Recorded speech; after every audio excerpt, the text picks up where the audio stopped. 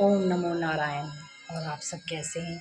आशा करती हूँ सब अपने स्थान पर कुशलपूर्वक होंगे और ईश्वर की चैंटिंग कर रही होंगी। ईश्वर का नाम हमारी सांसों की जो माला है, जो लड़ी है हमारी सांसों की, उसमें निरंतर ईश्वर का नाम होता रहे।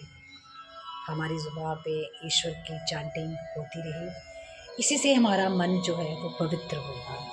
हमारी आत्मा जो इस संसार में ईर्ष्या, द्वेष, घृणा से जो भरा हुआ है, उससे पवित्र रहेगी।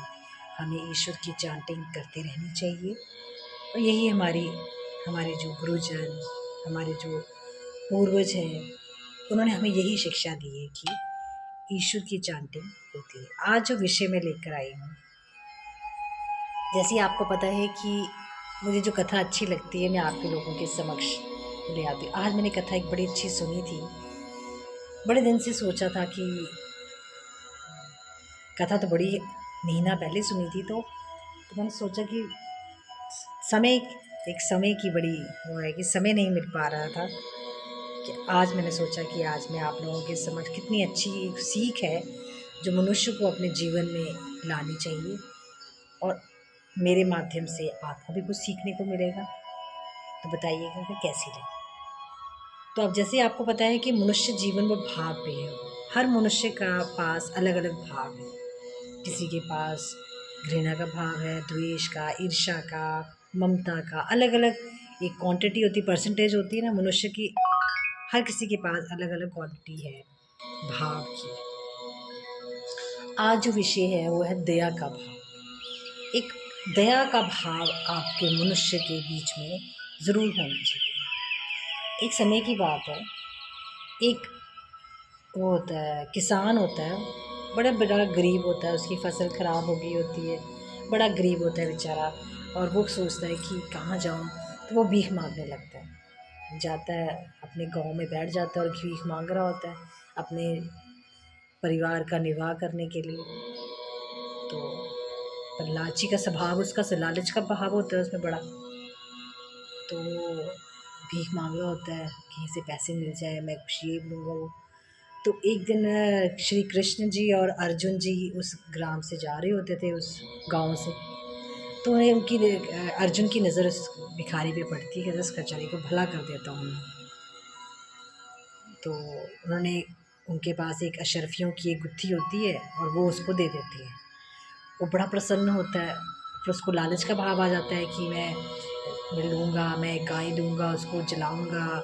लेकिन जेलसी का भाव और लालच का भाव उसमें प्रकट हो जाता है। वो जा रहा होता है, तरह तरह के ख्याली प्लाव बनाते बनाते जा रहा होता है, और वहाँ से एक चोर आता है और उससे वो छीन के ले जाता है। वो जा फिर सोचता है, ओहो ये क्या हो गया, ये वो अपने को कोसता है अपने भाग्य को। फिर वो जाकर फिर से भीख मांगने लगता है। एक दिन फिर से वो श्री कृष्ण और अर्जुन जा रहे होते हैं।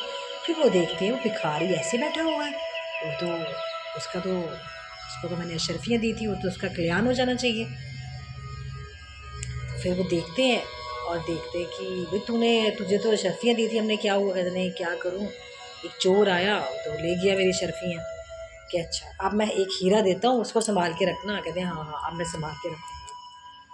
तो वो हीरा लेता है और हीरे को अपने बड़ा संभाल के बोलता है, हाँ अब मैं हीरा, अब मैं ये लूँगा, अब मैं 2 बैल लूँगा। अपनी ख्याली प्लाव बनाने लगता है और लालच का भाव आ जाता है कि मैं अपने भाई से भी अच्छा बनाऊँगा, ये करूँगा। मतलब कि भाव इस तरह का आ जाता है। वो जैसे हीरा अपने, कहते हैं घड़े हैं, घड़ों के बीच में डाले, इतने सारे घड़े पड़े हैं कि घड़े में अब सब तो कोई ले नहीं सकता। वो छुपा के रख देता है घड़े में। पर नीति को कुछ और ही मंजूर था। उसकी पत्नी जो होती है, घड़े में पानी भरना था, तो वो वही घड़ा उठाती है जो उसने जहाँ पे हीरा रखा हुआ था। वो उठा के पानी के पास ले जाती है, पानी भरने लगती है, वहाँ से एक मछली आती है और वो चला जाता है, उसके पेट में चला जाता है, वो चला जाता है हीरा। और वो हीरा चला गया, वो वापस है, उसको थोड़ा पता था कि ये इसके में हीरा है।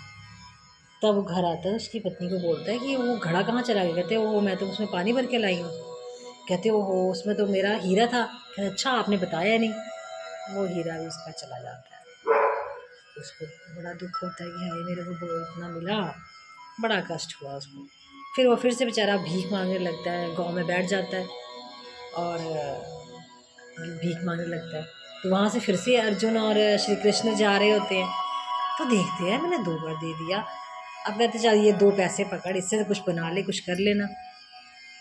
तो 2 पैसे दे के प्रसन्न होता है, चलो ठीक है कुछ तो मिला, 2 पैसे ही मिल गए। तो जैसे जा रहा होता है वहाँ से एक मछली वाला मछलियाँ पकड़ के लेके जा रहा होता है। उसमें एक मछली बड़ी तड़प रही होती है पानी में से, पानी थोड़ा सा रखा होता है, घड़े में डाली होती है ना, तो तड़प रही होती है। तो उसको बेचारे को बड़ा तरस आता है, कहता है वो बेचारी कितनी तड़प रही है, कहते कितने की है, 2 पैसे की। वो उसको 2 पैसे देता है और वो मछली को उठा के जैसे ही पानी में डालने लगता है और वो उसके मुंह से, क्योंकि सांस हीरे की वजह से उसका सांस नहीं ले पा रही थी, वो हीरा के उसके मुंह से निकलता है और वो आ जाता है। वहाँ से वो चोर भी जा रहा होता है, देखता है कि ये किसी को बता ना दे, वो उसको शर्फियाँ भी दे देता है, वो पोटली। वो बड़ा प्रसन्न होता है कि भी ये मुझे शर्फी में मिल गई, हीरा भी मिल गया, ये कैसे हुआ। तो ये सारी लीला जो है वो समझ आता है कि ये ईश्वर ने ही किया है, कि मैंने जो भाव रखे थे वो भाव, अलग अलग भाव, जो मैंने किसी के प्रति दया का भाव रखा, तो ईश्वर ने मुझे ये सब कुछ दिया है। तो कहने का तात्पर्य कि फिर वो कहने का तात्पर्य इसमें क्या है कि मनुष्य ने अगर लालच का भाव रखा, जहाँ उसने लालच रखा था, अपना अपना सोचा था, वहाँ उसको छूट गया, उससे निकल गया कि मेरा मेरा मेरा है ये। जब उसने देने का भाव रखा तो ईश्वर ने उसको और दे दिया। तो कहने का तात्पर्य है कि मनुष्य को जो है अपना भाव अच्छा रखे, देने का भाव, किसी के प्रति छीनने का, लालच का, ईर्ष्या का भाव जब रखोगे तो ईश्वर तो देख रहा है। ईश्वर की जो आपका कैमरा है वो ईश्वर का चल रहा है, वो देख रहा है कि मनुष्य कैसा, क्योंकि हर, आप देखोगे अपना मनुष्य जीवन जो आप जी रहे हो उसमें हर चीज़ में आपको 2 रास्ते मिलते हैं। वो मनुष्य के स्वभाव पर, उसके भाव पर निर्भर करता है कि वो कौन सा रास्ता चुनता है। तो अपना आपको रास्ता, अपना मार्ग ऐसे चुनना है कि जो इससे जैसे ईश्वर प्रसन्न हो और किसी का अहित ना हो, हम किसी के लिए काम में आ जाए, किसी के प्रति हमारा ऐसा भाव हो कि किसी का काम हो जाए, ना कि किसी को कष्ट देकर, किसी से घृणा का, द्वेष देकर हम ये काम करवाएं। वो ईश्वर को प्रसन्न नहीं होते उस पर। ईश्वर प्रसन्न होगा किसी की आत्मा को प्रसन्न करके। तो कहने का भाव यही था कि हमें हमेशा भाव अपना पवित्र रखना है, देने का भाव, ना कि छीनने का भाव। और ईश्वर जो है वो प्रसन्न होता है कि ईश्वर जो भाव पे ही प्रसन्न होते हैं, कि आप ईश्वर को भाव से एक फूल भी चढ़ा दोगे, अगर आपका भाव पवित्र होगा तो वो ईश्वर तक पहुंच जाएंगे। अगर भाव अहंकार का हीरे मोती चढ़ा दिए, बोला मेरा मैंने इतना कुछ चढ़ाया, तो वो ईश्वर तक नहीं पहुंचे, वो अहंकार का भाव आ गया है। तो हमें इसी भाव को अपना सावधान होके मनुष्य के जीवन को जीना है। जो हमें यात्रा ईश्वर ने दी है, उसी यात्रा को हमने सफल बनाना है। वो कैसे? अच्छे कर्म से, अच्छे भाव से, क्योंकि ये मनुष्य चोला है, हमें मिला हुआ है, और जब हमारा ये समय ख़त्म हो जाएगा हमें नया एक जीवन मिलेगा। और जो आपने कर्म इस मनुष्य जीवन में, जो इस, क्योंकि आत्मा तो अमर है, वो ना मरती है, वो तो अमर आत्मा है, और मनुष्य जीवन से चोला बदलता है। अभी ये वाला समय है, इसके यहाँ पे जन्म है, अगली बार यहाँ आपका समय पूरा हो जाएगा तो दूसरे जहाँ जन्म आ जाएगा। मनुष्य का चोला जो है बदलता जाएगा, और उसको कहाँ जन्म लेना है, किस स्थान में लेना है, वो निर्भर करेगा आपके कर्मों के ऊपर। अगर अच्छे कर्म संपन्न परिवार में जन्म होगा, अगर कर्म अच्छे नहीं होंगे, रिश्ता या द्वेष का भाव होगा, तो किसी गरीब परिवार में जन्म होगा। तो अपने कर्म में जो आप भोग रहे हो वो तो पिछला भोग रहे हो, आगे तो आपके हाथ में ही है। तो ऐसे कर्म मत कीजिए कि आपको आगे जाके गलत भोगना पड़े। यही आज का विषय था कि हमें अपने कर्म अच्छे रखने हैं, स्वभाव अपना करुणा का रखना है, दया का रखना है, ना कि क्रूर।